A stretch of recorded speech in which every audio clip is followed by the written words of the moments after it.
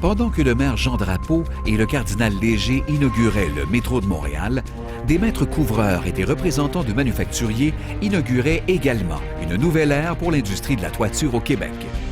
C'est en effet le 25 juillet 1966, à l'hôtel Reine-Élisabeth, qu'a eu lieu la première assemblée générale de l'Association des maîtres couvreurs du Québec sous la présidence de M. André Lamarre. L'association est officiellement incorporée le 27 septembre 1966 et adopte ce logo, gracieuseté du personnel de Domtar Construction Materials. L'AMCQ adopte également le devis de l'Association canadienne des entrepreneurs en couverture, qui sera la norme des maîtres couvreurs. Henri Lamarre se verra confier les rênes de la direction de l'association, dont les premiers bureaux seront localisés au 750 boulevard Laurentien à Ville-Saint-Laurent. L'association compte alors 23 membres actifs et une dizaine de membres associés. Les cotisations se chiffrent à 135 $ pour un membre actif et 50 $ pour un membre associé. Le taux de salaire horaire d'un couvreur s'élève alors à 3,35 $. Juste à temps pour l'Expo 67 et fer de lance de la nouvelle association, l'AMCQ instaure, dès le 1er janvier 1967, une garantie de 2 ans sur les travaux de toiture réalisés par ses membres dans les secteurs industriels, commercial et institutionnels. Les frais d'administration de cette garantie sont de 35 sous le carré. Parallèlement, l'association signe une première entente avec 3 agences d'inspection, telles qu'on appelait alors les bureaux de contrôle, pour inspecter tous les projets couverts par sa garantie. Alors que Neil Armstrong marche sur la Lune et que la mission Apollo 11 est couronnée de succès, le gouvernement du Québec adopte la première loi sur les relations du travail dans l'industrie de la construction. De son côté, l'AMCQ crée le Bureau des examinateurs qui sera chargé d'émettre des cartes de compétences aux inspecteurs accrédités des agences d'inspection. Au début des années 70, l'association se taille une place de choix et obtient de la notoriété auprès des donneurs d'ouvrages. Elle est maintenant spécifiée aux appels d'offres publics. Le conseil d'administration passe de 6 à 12 membres et tient ses assemblées générales dans les grands hôtels chics de Montréal. La crise de l'énergie influence grandement la disponibilité des matériaux dans le marché de la couverture au Québec.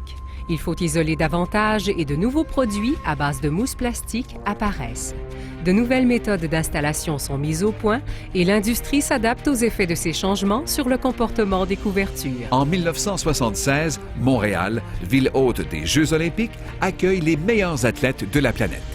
Alors que Nadia Comaneci rehausse les standards en gymnastique avec la première note parfaite de l'histoire, l'AMCQ resserre ses critères de compétence et de solvabilité pour l'admission de nouveaux membres. L'Association des maîtres couvreurs du Québec se veut une référence en matière de qualité de ses membres et n'entre pas qui veut. L'AMCQ file allègrement et c'est au début de 1980 qu'elle se dotera d'un membre important au sein de son équipe. De son poste de secrétaire et suite au départ du directeur Henri Lamarre, Micheline Bonneau travaillera d'arrache-pied pour faire reconnaître ses compétences. En 1982, le comité exécutif lui accordera toute sa confiance en la nommant directrice générale de l'association. Une décision audacieuse et avant-gardiste, puisqu'à cette époque, rares sont les femmes qui occupent des postes de cadre dans le milieu de la construction. Cette décision sera des plus bénéfiques pour l'association, puisque Mme Bonneau y excellera pendant 25 ans.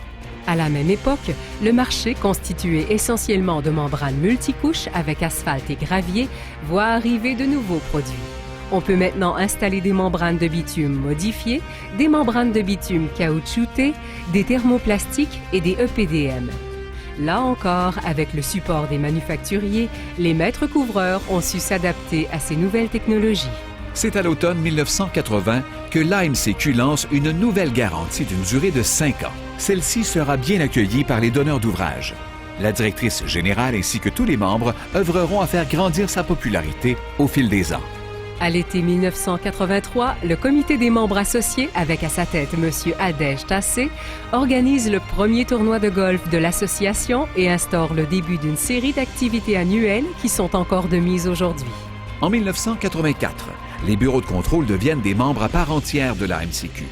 L'association continue son ascension et compte environ 6 nouveaux membres par année. La tournée provinciale du président porte fruit. Micheline Bonneau continue son travail de recrutement et courtise les entrepreneurs les plus récalcitrants à joindre l'association. En 1987, les membres de l'AMCQ soulignent leur 20e anniversaire sous le soleil des Bahamas.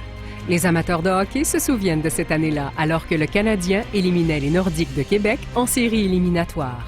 Et c'est suite à un printemps enflammé de discussions entourant le fameux but refusé d'Alain Côté que l'AMCQ se prépare à un travail important, la rédaction du devis couverture.